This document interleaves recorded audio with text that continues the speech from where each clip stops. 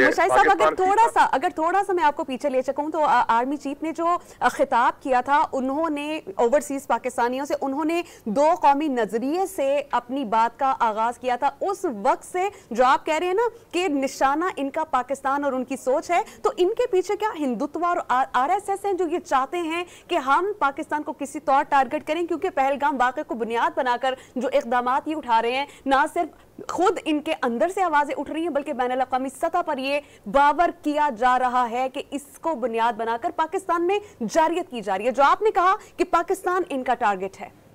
जी, RSS की देखिए नजरियाती एक पॉलिसी है पाकिस्तान की तरफ, और माजी में कुछ हमारी भी कोताहियां हुई कि हमारी स्ट्रेटेजिक क्लैरिटी नहीं थी। उनकी स्ट्रेटेजिक क्लैरिटी वाज़ेह है।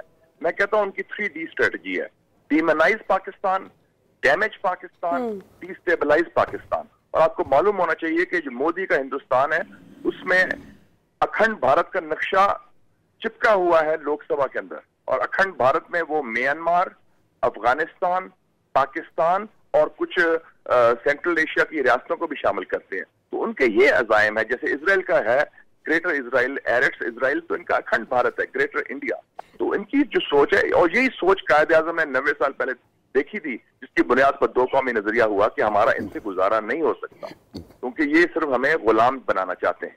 तो इस हवाले से पाकिस्तान ने ये साबित कर दिया कि वो नजरियाती हवाले से भी जो हिंदुत्व के जो लोग हैं और जो बुलिंग है उनकी, और जो उनकी तकब्बर है जो उनका था, और तकब्बर तो कुरान शरीफ में लिखा है कि एक शैतानी चीज है ना, कि आप समझते हैं कि हमारा डोमिनेट कर सकेंगे और हम किसी सुपीरियर हैं। तो आज उनको बड़ा एक अच्छा एक लेसन मिला है हिंदुस्तान को अपनी तारीख में पहली दफा, कि ये जिस तरह हमने किया है कि कोई 800 उनके इतने 80 ड्रोन 26 जगह हमले हुए हैं, दिल्ली तक तो ड्रोन पहुंच गए हैं हमारे।